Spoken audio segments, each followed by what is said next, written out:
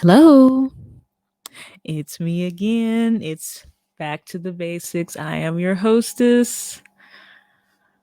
So, I was researching. Imagine that, right? And I see that Mr. Lester Holt interviewed President elect Joe Biden. This interview occurred on November 25th, 2020.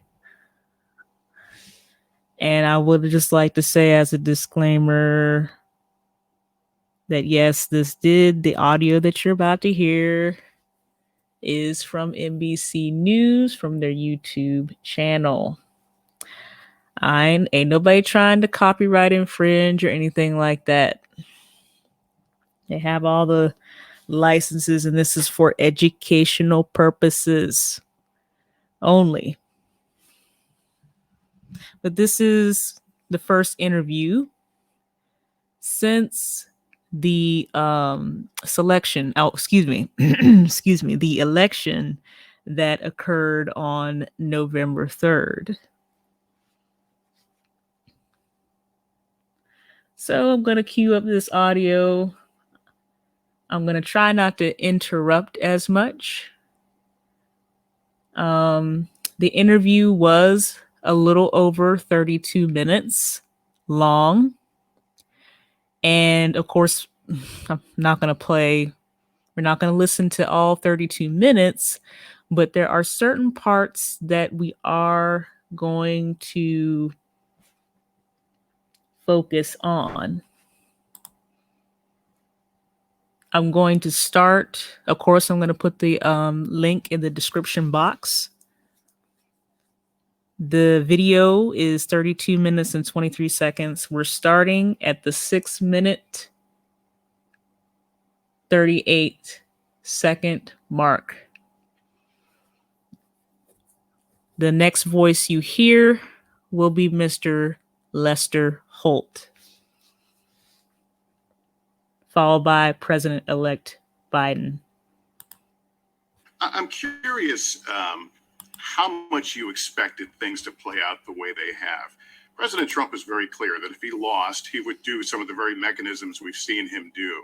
You heard that talk. Did you plan for it? Have you been operating under the assumption this was going to happen? We've been operating under the assumption that although we won, looks like we're going to win with over 80 million votes. Looks like we're going to have 306 or 406, the exact number of electoral votes. But I didn't expect it to go smoothly. The president signaled from even before the election began that he thought that he implied that it wasn't going to be fair. His absentee ballot things, his mail-in ballots, things with the post office. But I was confident, and I really mean this, I think we had this discussion, that the American people are going to show up. The American people were not going to be silenced. And they showed up in record numbers in the middle of a pandemic. Some stood in line for 4, 5, 6, 7, 8 hours. So I was confident the American people would speak. I must tell you, I wasn't confident the president would accept the voice that they sounded. We felt good about this election from the beginning, and didn't take anything for granted.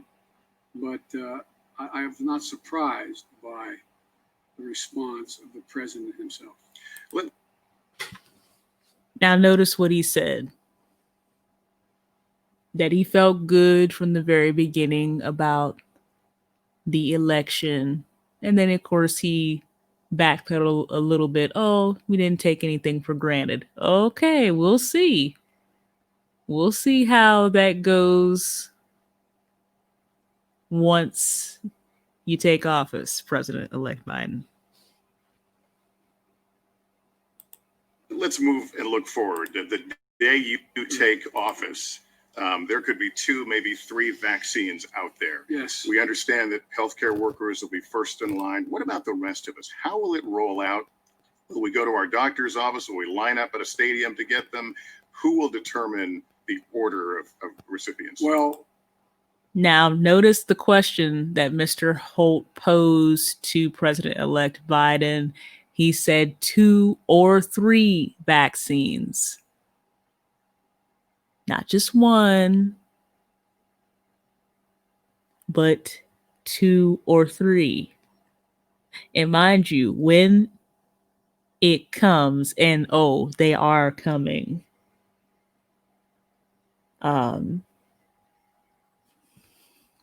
they will not be interchangeable. I'm going to start running my banner. None of my statements are endorsed by the United States Army, Department of Defense, and or any other military branch, element, or government entity.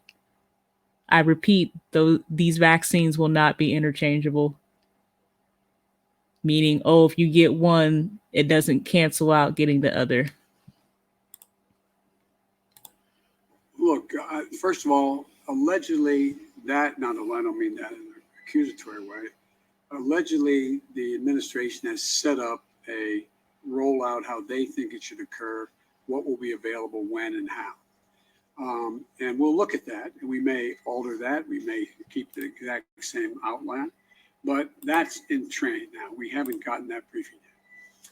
Secondly, I think talking to, as you may know, I've had a Zoom with leading governors in the country, 5 Republicans, 5 Democrats.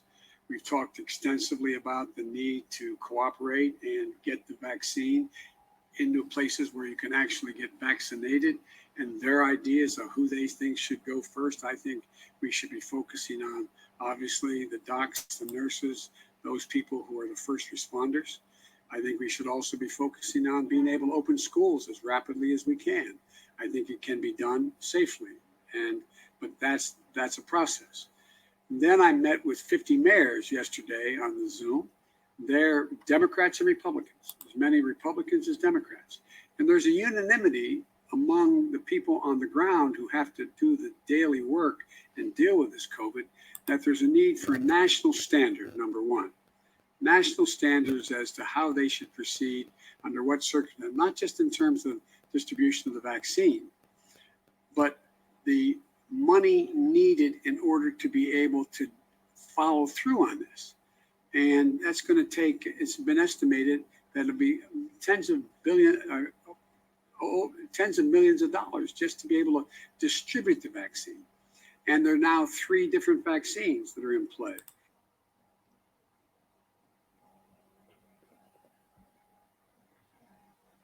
Personally, I'm tracking 2 vaccines, one from Moderna, the other from AstraZeneca, if I'm not mistaken. Oh, excuse me, I stand corrected. Pfizer, and the other one I'm tracking is from Moderna. And I do believe the third one is from AstraZeneca. So there's a lot to work out in the next 2 months as to exactly how it will be distributed. Now, maybe the hope is we can actually begin to distribute it. This administration can begin to distribute it before we are sworn in and take office. But that's all in train now, Lester. I put together a group of leading scientists made up of some of the best people in the world in the United States here. And they've been thinking this through. They've been meeting with and talking to the companies like Moderna and Pfizer and the rest as to the nature of what they expect their vaccine to do and when and how. And so it's all in train right now. I'm feeling good, though, that now we'll be able to get all the hard data we need, which has been unavailable to us now. But should we be disturbed that up until this point, there's been not even coordination on the level of, how this is going to work in broad terms? Well, look, I'd rather look forward than behind. I'd rather look forward, and rather than what didn't happen. Now, notice how he didn't even answer that question. I'd rather look forward than behind. Oh.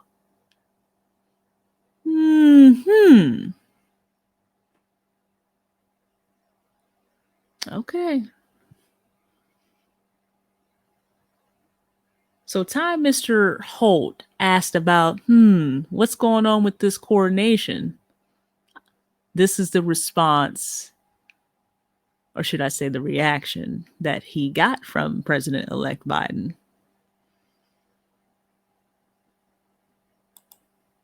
Obviously, it'd be better if it happened on day one, on the day on election day.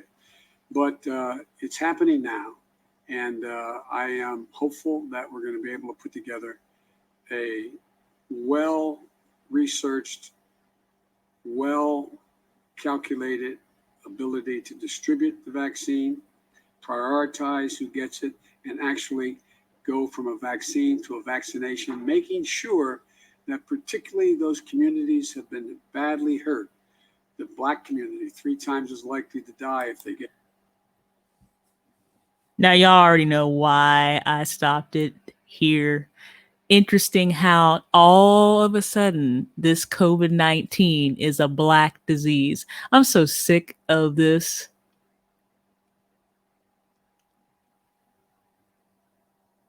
Well, Black people, you need to be signing up for these trials because you're most likely to get it. It is not a Black disease. It's not an African American disease, Black disease. It is not that.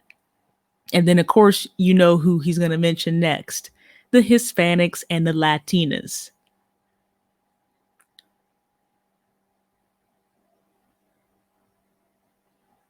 Mind you, there is a lot of research being done, but this is not a Black disease.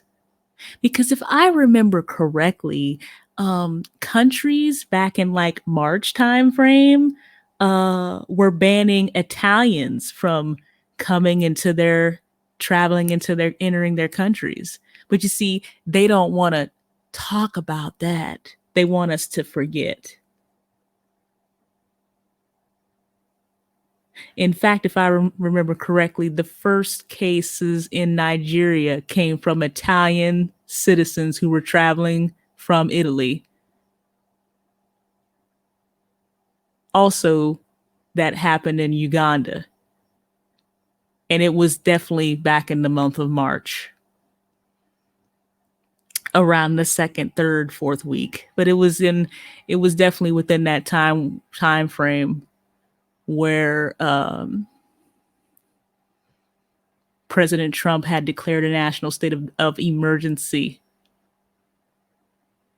But nobody wants to remember that, because all of a sudden now this is a Black disease and a brown disease, and you all are 3 more times likely to get it. Okay. Interesting enough, from what I'm seeing on the ground, what he's saying is not true. And that's all I'm going to say about that. Get COVID. The Hispanic community, the Latino community, the Asian, I think those communities have to be counted in and make sure it's available to them. And that's part of what I'm going to insist on in the way we move forward. What are we facing? You've been as a candidate, you were very clear that we're heading into some of the darkest days right now. We know the vaccine is going to happen, but as we speak, people are ignoring advice to stay home. They're crowding airports around the country right now. You've called for a national mask mandate. How much power as president will you have to influence people in ways you have not been able to as a candidate? I hope as president, and many of the Republican governors and mayors felt the same way, I hope that we're going to be able to have a united voice on the need to mask, socially distance, testing, and tracing. They're critical pieces to dealing with bringing down this virus in a more manageable place.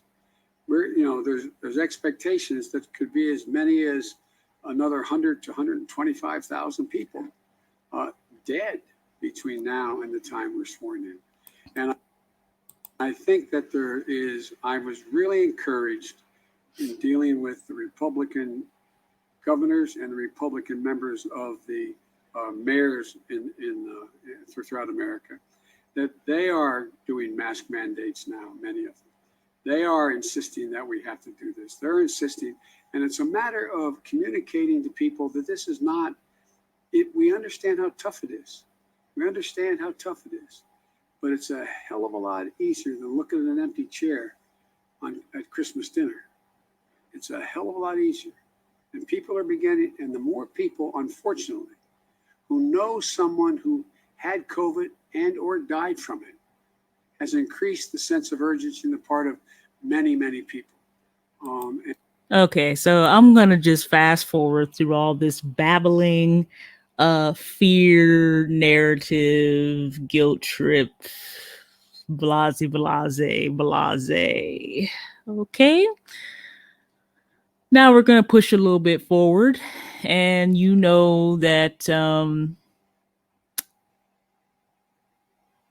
race has just been one of those things that the country has always dealt with. So we're going to push to where Mr. Holt talks about,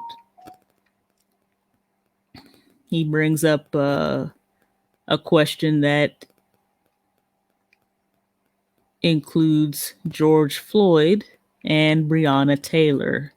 I'm fast forwarding right now just to fill up time for those who are listening and who are not watching the visual. Let me see if I can get it right where we need it to be. It's been pointed out by a number of the rural school districts. They don't even have broadband. Hold on, we got a commercial going on. Hold on just a second, y'all. We got an ad. At Sana, we've simplified the process to make it easier. They don't have the broadband available for the computers to get hooked up so kids can learn from home. So there's a lot we can do, but it is the single best expenditure of our dollars we can engage in now is to provide for these kinds of protection. Not only protective gear, but the PPP, meaning the ability to allow businesses and other operations to be able to open and have the wherewithal, the financial aid to open safely. 2020 is not only the year of COVID, it's the year of Breonna Taylor, of George Floyd. If something... Okay, here's my problem.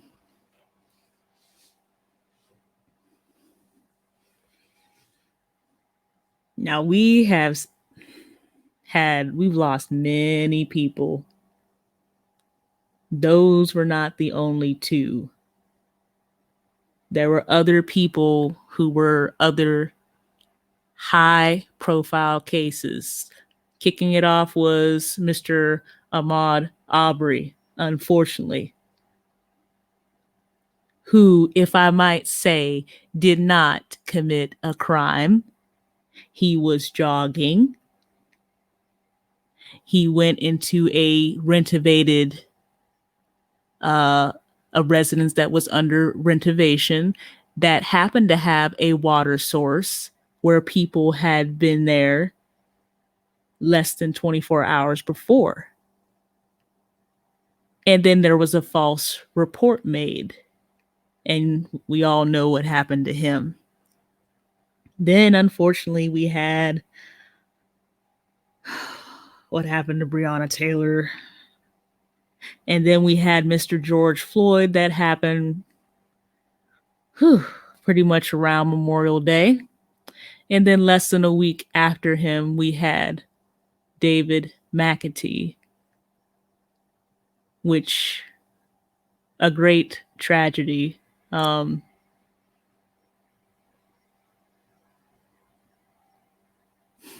He was responding to his niece being shot with what is it? With the pellet guns, and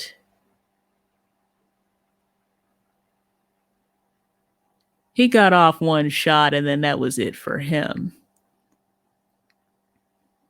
And of course, because he shot off one shot, he was painted to be some type of monster that the police needed to kill. And mind you, it wasn't just the Louisville Metro Police Department. It was also the Kentucky National Guard out there as well, involved in that situation. So I don't want to hear none of this talk about black men don't protect black women. The same people who shot at him and killed him were the same people who had told Mr. McAtee that he should carry a weapon on him to protect himself. Isn't that ironic? And then, of course, we had other people like Robert Fuller. That was a terrible tragedy. I don't believe he committed suicide at all. Mr. Rayshawn Brooks, who got shot running away, gaining distance, not closing distance. And then we had Mr. Jacob Blake get shot 7 times. It's just been one thing after another. And then here recently we had Mr.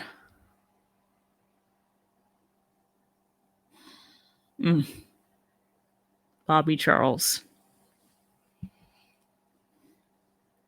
and many others who I can't even remember. It's a shame. I mean, if you're going to mention 2 people, I mean, to me, that's a bit much. But anyway, you know, race and different things was going to come up. And those just happen to be 2 of the most high profile cases. And also, if I stand corrected, because also Mr. Nathaniel Woods also was lynched on, let me see, what date was that? Let me pull out my calendar.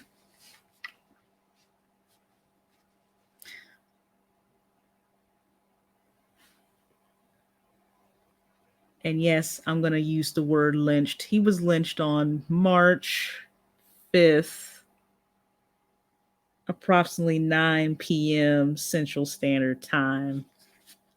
He was put to death by lethal injection by a crime that he did not commit. There are 5 elements of a crime. Even the gunman said he wasn't guilty. So explain how the gunman is still living and Mr. Nathaniel Woods is gone. Classic example of the criminal injustice system.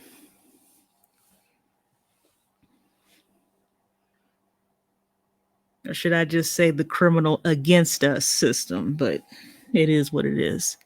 Let me get back. Y'all know I went off on a little bit of a rant there. Like one of those cases happens on your watch, what will be the response? How will the Biden administration approach that? Well, first of all, the way we approached it in the last administration, and that is not hype it up, not make. So that's how we approach things, by minimizing them? That's not approaching anything. Don't hype it up. Oh, so the last administration that you're talking about just sort of, I don't know, ignored it. Look at the facts, make sure that it is determined what happened, have the agency, the police agency, have to be investigated if in fact it were, get all the detail, and also make it clear that we're going to, in the meantime, be bringing, which we're going to do when we take office, bringing the community as well as police together at one table to begin to work out. Look, the only thing I know, did he just say an investigation? Oh, you mean Daniel Cameron must be still choking on those butter biscuits.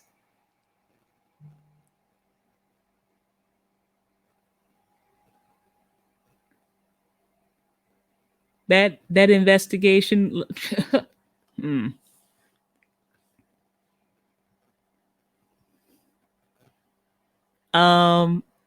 Has any of those police officers been charged with anything?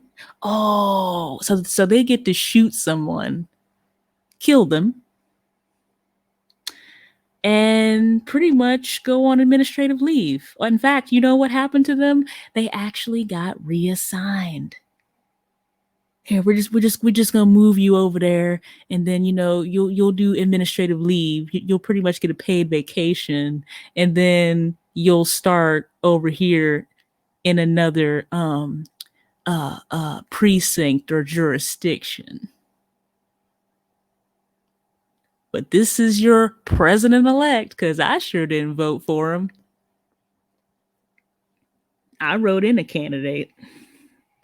And I did write myself in that VP spot, because shoot, if they can look at Candace Owens for VP, then shoot, I can be vice president. I'll be the next one to be assassinated if that were to ever occur. Let me keep going. All the years I've worked with both the community as well as police, is that the only people who dislike bad cops more than the community are cops. The vast majority of them are straight, honest, and responsible. And the last thing... He must not have read any history. Anybody read any history about the police in this country? Anybody?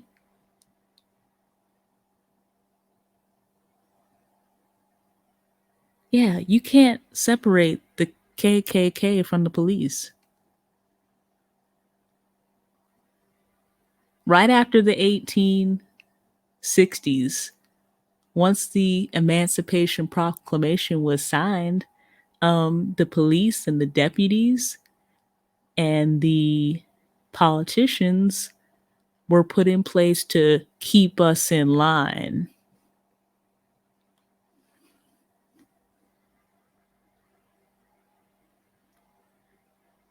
Been going on for decades, for centuries.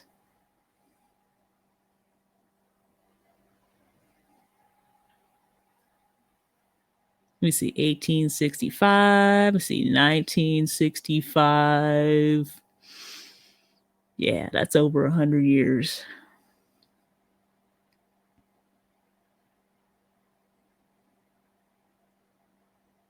I know what some people may say, well, not everybody. That's not the point I'm making. History. You can't separate the history from the KKK, from the police and its formation in the United States. You can't do it. I've done the research.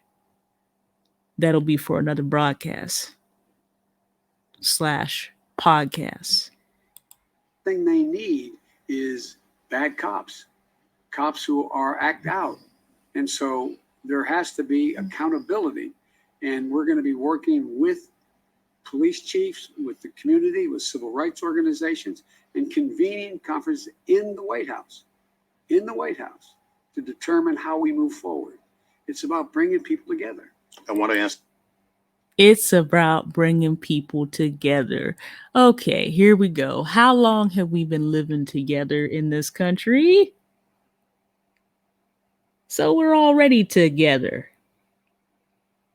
The problem is we're going to hold them accountable. How? How are you going to hold them accountable when they got, what is it? Quantified immunity. How are you going to hold them accountable? Really? See, this is the stuff that I'm talking about. And you know how I feel about that? Here's how I feel about it. Let me see something.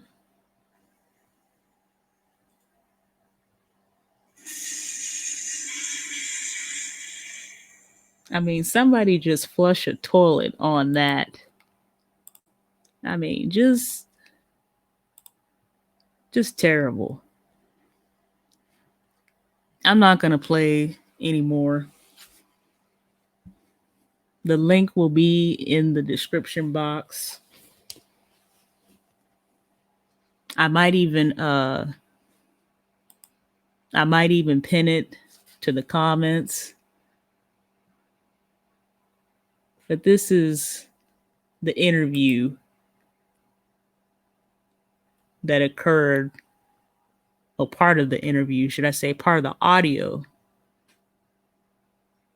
from the interview conducted on November 25th. For those who voted for him, I feel sorry for you. I don't believe anything has changed.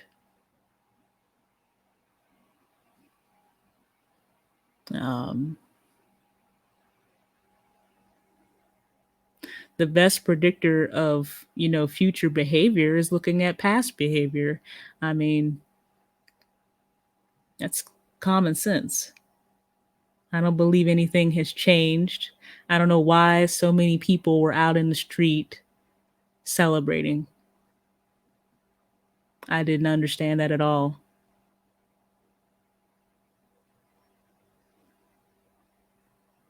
Because both parties are neither for us. I'm a millennial. I've been voting since 2004. And I don't just show up every 4 years. I show up in the midterms. I have voted local, state, and federal. I have voted for both parties. I originally started out as a blue dog Democrat. I did. And then I went all the way in the middle. And then I found myself way over on the right, hanging out with the Tea Party. I sure did for a short minute. And then I came back. And I said, you know what? Doesn't really matter if I'm a blue dog Democrat, if I'm a sort of right of center, or if I go all the way over a little bit way over to the right, or if I come back in the middle, because both parties are neither for us anyway.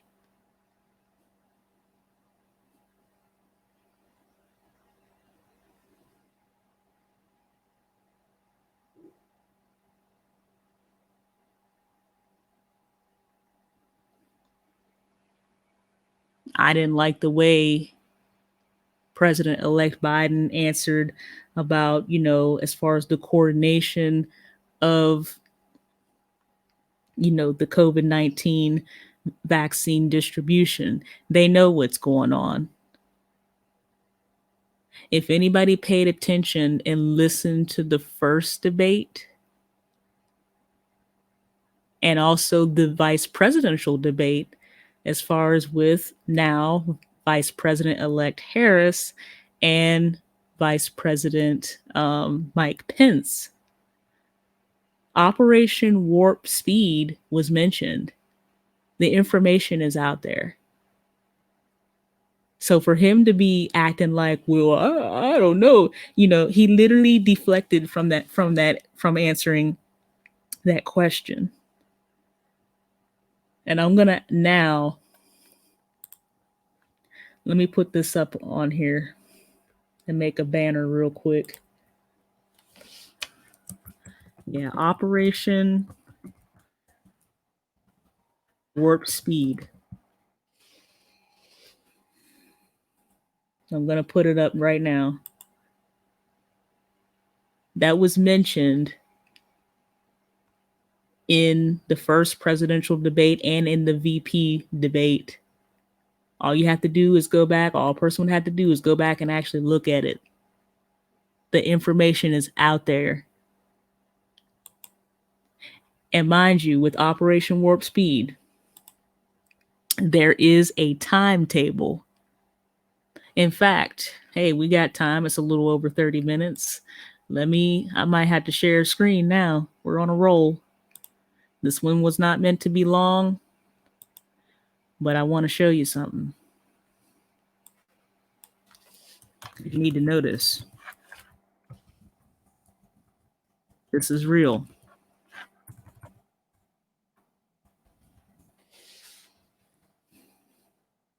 Let me see if I can bring something up here.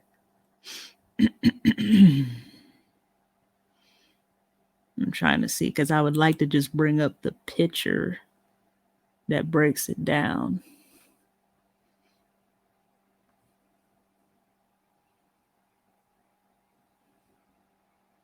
Okay, I'm gonna start. We're gonna do it now. We're gonna start. We are gonna start sharing the screen. So I'm gonna start dropping some of this stuff off of here.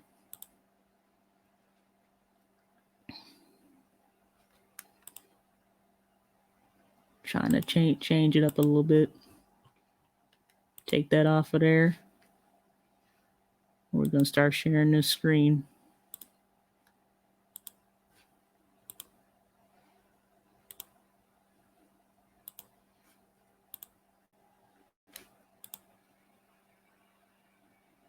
There we go. So now we're gonna see that. We're gonna blow it up now because you need to see it. I don't want you to struggle with seeing it. So we're gonna pump up the zoom a little bit. Let me see if that's a little bit better. There we go. So now you can see it just a little bit better. Ain't nobody should be squinting their eyes. So I'm not going to say that word, but I am going to say Operation Warp Speed. Using the resources of the federal government and the U.S. private sector will accelerate the testing, supply, development, and distribution of safe and effective vaccines. And as you can see, they want to do this by when? January 2020.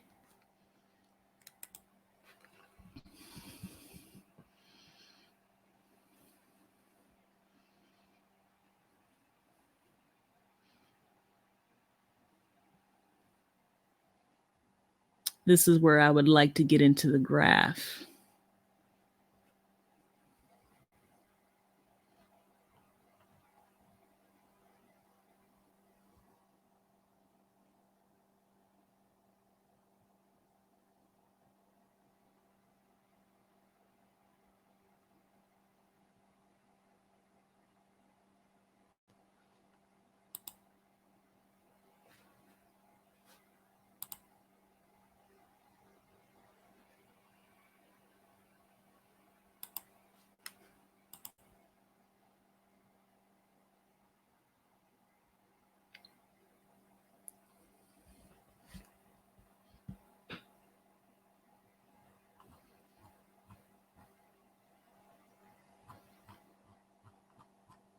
All I wanted to do was show.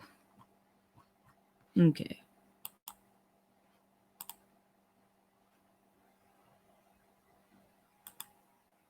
All I wanted to do was show the distribution.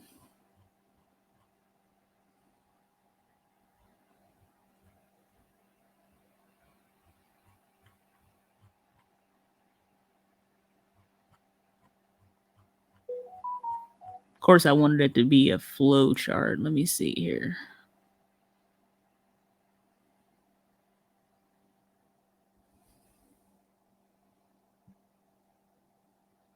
Okay. I'm going to put this picture up. I'm going to have to stop sharing this screen.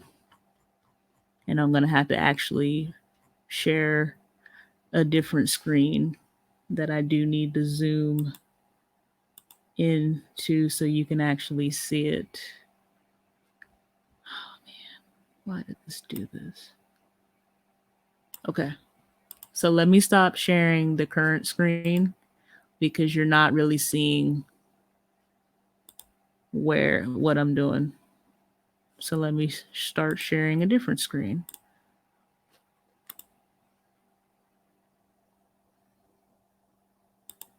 Let me share that. There we go. Can you see? Yeah, y'all can see that. I'm going to pump it up just a little bit more. Pump it up a little bit. There we go.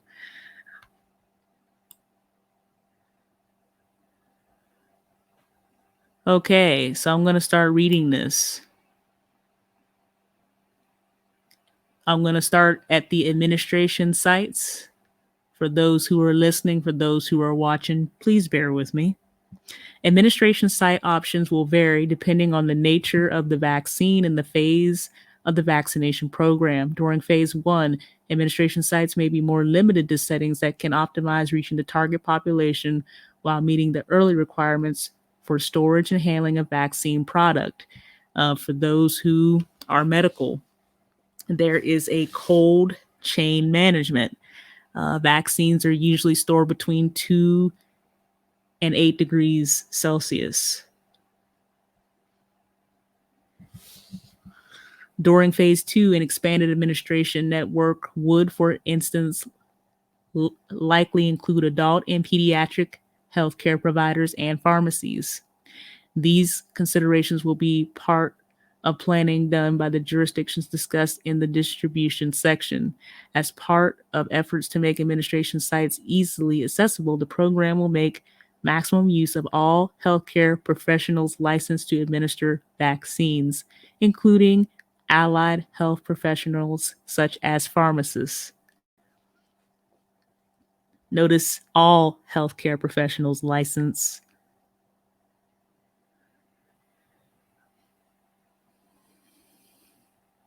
HHS is also committed to ensuring rural populations can receive the vaccine and has decades of experience working with public health partners addressing the needs of hard-to-reach populations.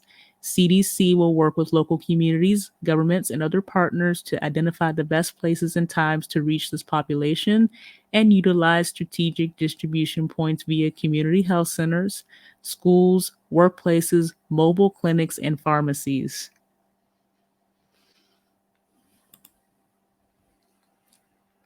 Overview of distribution and administration.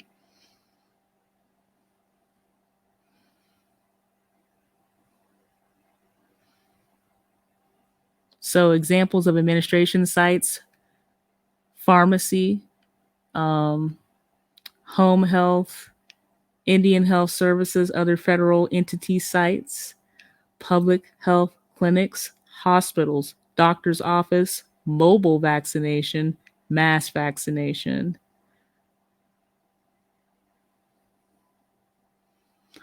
As far as other federal entity sites, interesting.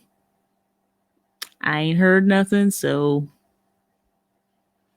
but anything can happen with that.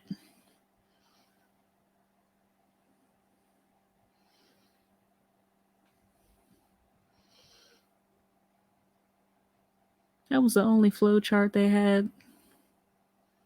Okay.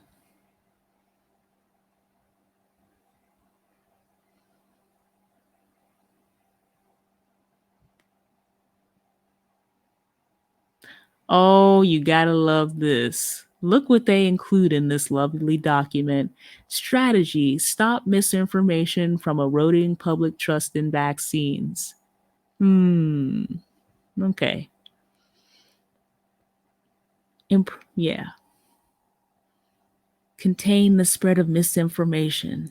So I guess I'm one of those spreaders of misinformation, even though I'm on the ground.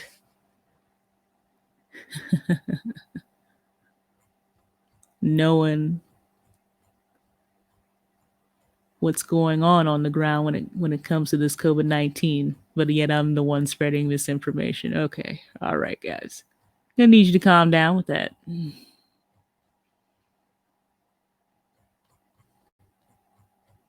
Anyway.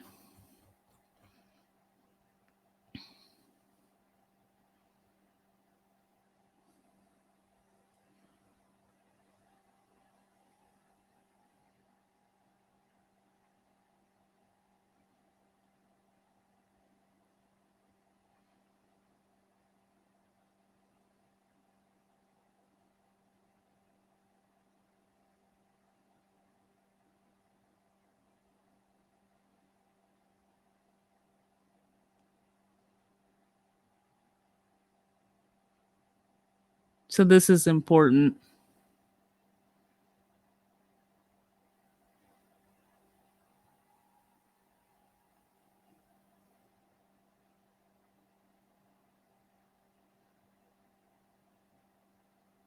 So pretty much the first phase is FDA authorization or approval. So the initial doses will be distributed in a focused manner. Of course, there was mention, of course, health professionals, medical would be priority. and military.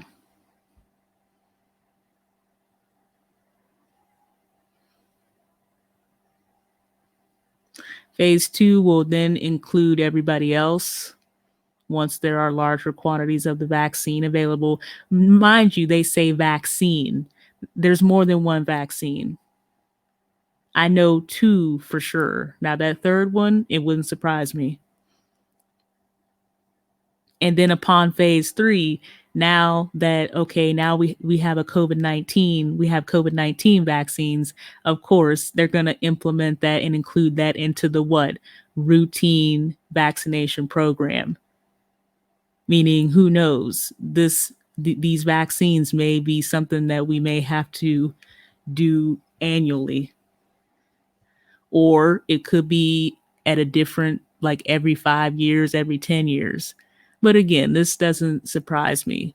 For those who have been really examining the CDC, Center of Disease Control website, last year in 2019, I seen some language in there that was like, they're talking about there might be a change in the adult routine vaccination. So who knows? It wouldn't put it past me if these people started working on a vaccine prior to 2019. Nothing would surprise me at this point. Okay, with this Operation Warp Speed, I just wanted to show this. This was sort of like an extra bonus. And then here we see another sort of like flow chart. They're going to prioritize the population and then vaccinate, and then they're going to distribute.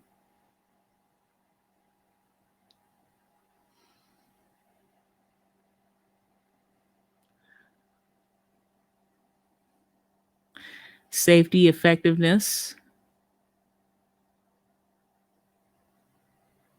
And see here, it says second dose and then vaccine recovery. So this will be interesting. For those who are watching the visual, this is real.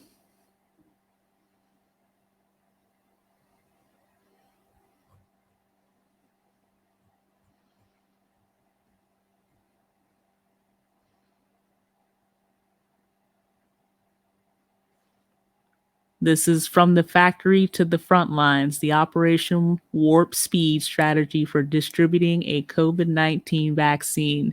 Interesting how they say COVID-19 vaccine when we already know there's at least 2, pretty much President-elect Joe Biden said 3. So now I'm going to stop sharing the screen. I'm a little long-winded. We're coming up on an hour, so it's about time for me to get on up out of here. But I wanted to I wanted us to listen to the interview that was done. Again, the interview was well over 32 minutes. All rights, NBC News has all the rights, to the audio. I'm not trying to copyright infringe. This is for educational purposes only, and to analyze and break down just 2 parts of the interview. One with COVID-19 and the other with the race, the institutionalized racism that still persists in this country. So I thank you for being here. I know I was a little long-winded. I like to try to end at the 45-minute mark. I'm pushing it, but it is what it is. We passed that. I love you as a sister. I know lately I've been serious, but I just don't want for some of us to continue to fall for the same rhetoric, the same narratives. That's my concern. I encourage everyone to think for themselves, to exercise critical thinking, and to question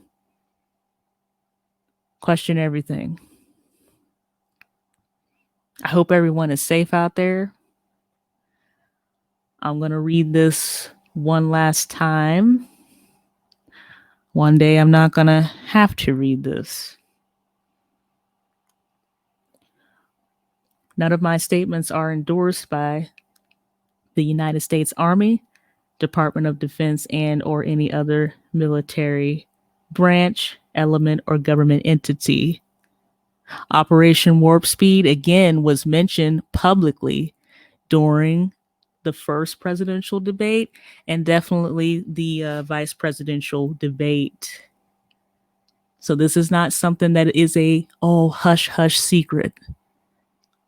It's here.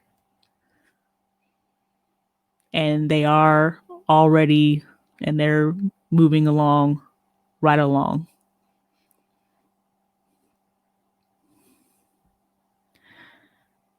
The Most High be with you to lead, guide,